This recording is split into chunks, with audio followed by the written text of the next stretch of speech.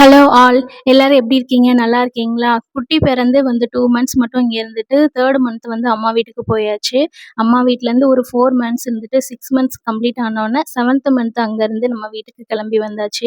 வர்ற வழியிலேயே ஜீவன் உணவகம் இந்த ரெஸ்டாரண்ட்ல வந்துட்டு பிரேக்ஃபாஸ்ட்லாம் முடிச்சுட்டு, பக்கத்துல இருக்க காஃபி ஷாப்ல காஃபியும் குடிச்சுட்டு அங்கருந்து தான் கிளம்புனோம். இந்த ரெஸ்டாரண்ட்ட பொறுத்தவரைக்கும் பார்த்தீங்கன்னா, நல்ல ஒரு ஓப்பன் பிளேஸ்ல ரொம்பவே சூப்பரா இருந்தது. ஃபுட்டும் வந்து நல்லா இருந்தது. வீட்டுக்கு வந்த உடனே நான் ஃபர்ஸ்ட்டு வந்து போய் பார்த்த பிளேஸ் வந்து கிச்சன் தான். கிச்சன் மேட வந்து ரெடி பண்ணியிருந்தாங்க.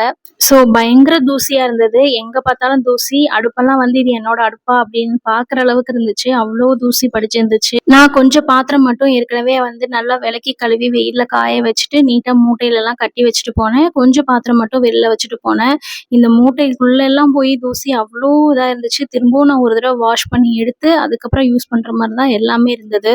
மத்த கிராசரி ஐட்டம்ஸ்ல வந்து கொஞ்சம் வந்து நான் வந்துட்டு ஃப்ரிட்ஜ்லலாம் எடுத்து ஸ்டோர் பண்ணி வச்சுட்டு போயிருந்தேன். ஏன்னா, நமக்கு வந்து எந்த மந்த் வந்து ரிட்டர்ன் ஆகும்னு தெரியாது.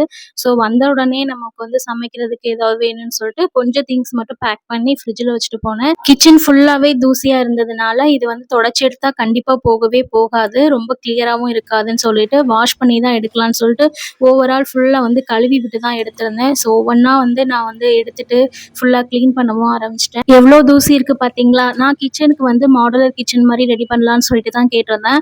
ஆனா எல்லாரும் சஜெஸ்ட் பண்ண விஷயம் என்னன்னா, உங்களுக்கு வந்துட்டு கரப்பான்பூச்சி உள்ள போச்சுன்னா ஒண்ணுமே பண்ண முடியாது. ஸோ இப்படியே விடுறது நல்லதுன்னு சொல்லிட்டாங்க. ஸோ கிச்சன் மேடைய மட்டும் நாங்க ரெடி பண்ணிட்டு ரிமைனிங் வந்து அப்படியே வச்சுட்டோம்.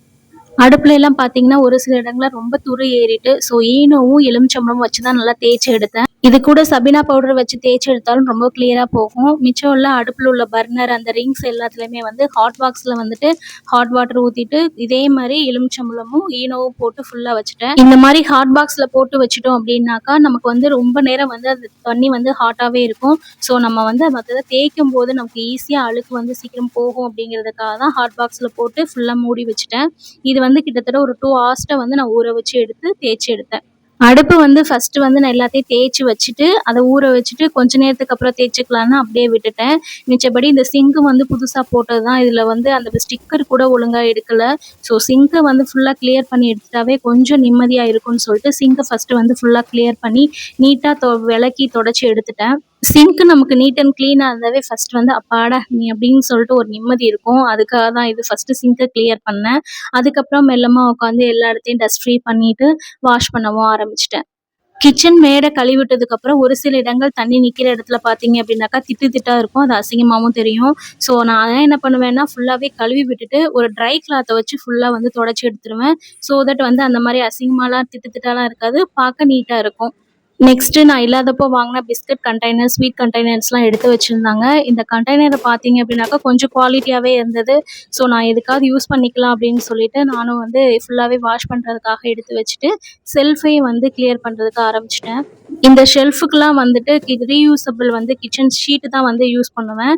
இப்போ வந்து அந்த ஷீட்டெல்லாம் எடுத்து வாஷ் பண்ணி வைக்கிறதுக்காக, பிளைனா வந்துட்டு எல்லாத்தையும் வந்து ஒரு தடவ தொடச்சு வச்சுட்டு, மேல வந்து அடுக்கி வச்சுட்டேன்.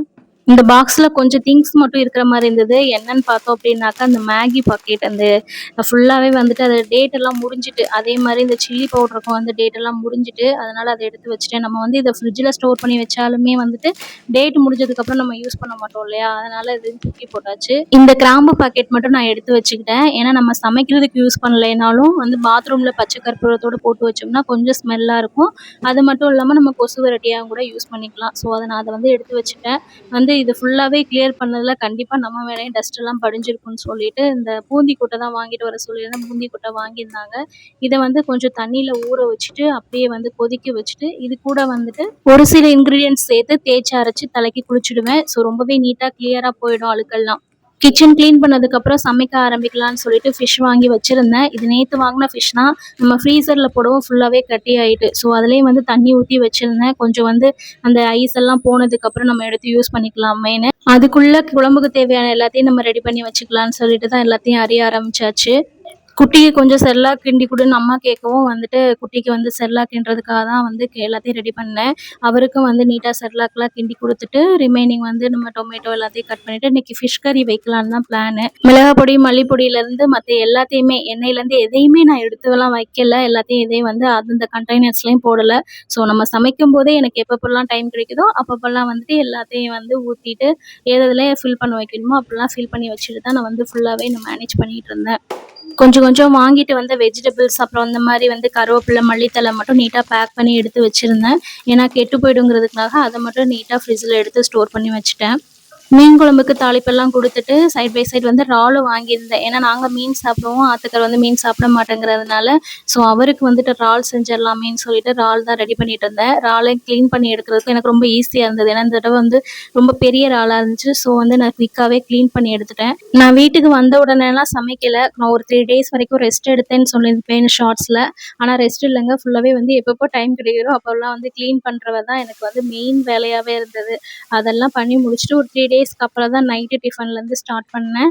ஏன்னா 2½ இயர்ஸ்ல வந்து ஒரு டாட்லர், அது மட்டும் இல்லாம 7th மந்த்ல ஒரு பேபி. ஸோ வந்து நம்ம எப்போ டைம் கிடைக்குதோ அப்பதான் செய்ய முடியுங்கிறதுக்காக கொஞ்சம் பொறுமையாவே தான் செஞ்சேன்.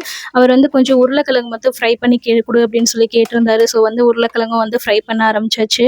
எனக்கு சீக்கிரமா குயிக்கா ஒரு சைட் டிஷ் ரெடி பண்ணணும் அப்படின்னாக்கா, அது உருளைக்கிழங்கு தான் ஃபர்ஸ்ட்டு ப்ரிஃபர் பண்ணுவேன். ஏன்னா வந்து கட் பண்றதும் ரொம்ப ஈஸி. அதே மாரி குயிக்கா ஃப்ரையும் ஆயிடும். ஸோ உருளைக்கிழங்கு வந்து ஈஸியாவே ஃப்ரை பண்ணி முடிச்சுடணும். இதுல ரொம்ப இன்கிரீடியன்ட்ஸ்லாம் சேர்க்கறதில்ல. மஞ்சத்தூள், மிளகாத்தூள், உப்பு இத வச்சே வந்துட்டு ஃப்ரை எல்லாம் குயிக்கா முடிச்சிருவேன். அப்புறம் பேசிக்ஸ் தாளிப்புக்கு நம்ம என்ன குடுப்போமோ அது மட்டும் குடுத்துட்டா போதும். முக்கியமா இதுல தண்ணி ஊத்திலாம் ஒரு சிலர் வந்து ஃப்ரை பண்ணுவாங்க. எனக்கு வந்து தண்ணி ஊத்தாம ஃப்ரை பண்றது தான் ரொம்ப பிடிக்கும். ஸோ வந்து இதுல வந்து தண்ணியே விட மாட்டேன். எண்ணெயிலேயே வந்து நீட்டா ஃப்ரை பண்ணி குடுத்துருவேன். ஸோ எங்களுக்கு வந்துட்டு மீன் குழம்பும், சாதமும் வச்சுட்டு, அவருக்கு வந்து இந்த உருளைக்கிழங்கு ஃப்ரை, இறால் ஃப்ரை வந்து குடுத்துட்டு, கூடவே வந்து தயிர் சாதமும் தாளிச்சு குடுத்துருந்தேன். ரொம்ப நாளாச்சு இந்த பண்ணைக்கு போயிட்டு. ஸோ இன்னைக்கு வந்து ஃபார்முக்கும் போயிரலான்னு சொல்லிட்டு தான் ஃபார்முக்கு போயிருந்தோம். இங்க மரம், செடி, கொடிகள் எல்லாமே சூப்பரா வளர்ந்திருந்தது. ஆனா வந்து கொஞ்சம் கொஞ்சம் காஞ்சு போயிருந்தது. குளத்துல தண்ணியும் வந்து ரொம்ப வத்தி போயிருந்துச்சு. இப்பல்லாம் அப்பப்போ மழை பெய்யறதுனால வந்து கொஞ்சம் தண்ணி வந்து மேல இருக்கு. இதுல வந்து மழை காலம்னா சொல்லவே வேண்டாம். பக்கத்துல கடல் இருக்கிறதுனால, குளத்தோட கரையெல்லாம் மூழ்குற அளவுக்கு வந்து தண்ணி வந்துரும். கிட்டத்தட்ட பார்த்தீங்கன்னா, கடல் தண்ணி உள்ள வந்திருக்குன்னே சொல்லலாம். ஏன்னா வந்து தண்ணி வந்து நல்லா உப்பு கரிக்க ஆரம்பிச்சுரும். எங்களுக்கு வந்துட்டு கொஞ்சம் ரிலாக்ஸ் பண்றதுக்கு ஒரு இடம் அப்படின்னாக்கா, இங்க ஃபார்முக்கு வருவோம். அப்படி இல்லன்னா பீச்சுக்கு போவோம். இந்த 2 இடங்கள் தான் நாங்க அடிக்கடி மாறி மாறி போயிட்டே இருப்போம். சாப்பாடுலாம் சமைச்சு எடுத்துட்டு வந்துட்டு, இங்க ஃபுல் டே ஸ்பெண்ட் பண்ற மாரி ஒரு வீடியோலாம் போட்டிருக்கேன். விருப்பம் இருந்தா செக் பண்ணி பாருங்க. இதுக்கப்புறம் வந்து மாடிக்கு தான் போயிருந்தோம். மாடியில செம்மையா காத்து வரும். இப்ப நீங்க பார்த்துட்டு இருக்கதான் கடல். இங்கருந்து பார்த்தாவே நல்லா கடல் தெரியும். இது பக்கத்துல குட்டி குட்டி தெரியிறது எல்லாமே வத்தல். இந்த போட்டுன்னு சொல்லுவோம் இல்லையா? குட்டி குட்டி குட்டி குட்டி போட். அது வந்து பக்கத்துல உள்ளூர் மக்கள் வந்து போய் மீனெல்லாம் போய் எடுத்துட்டு வருவாங்க இல்லையா? அந்த மாரி வந்து ஒரு போட்டு. அந்த இடம் தான் இது. பக்கத்திலேயே கொஞ்சம் தூரம் தள்ளி போனோம்னா ஹார்பரும் இருக்கும். ஹார்பருக்கும் வந்து நான் ஒரு வீடியோ போட்டிருக்கேன். விருப்பம் இருந்தா நீங்க செக் பண்ணி பாருங்க. ஃபைனலி வீடியோட எண்டுக்கு வந்தாச்சு. உங்களோட டைமிங்க்கு ரொம்ப ரொம்ப நன்றிங்க. See you on the next video.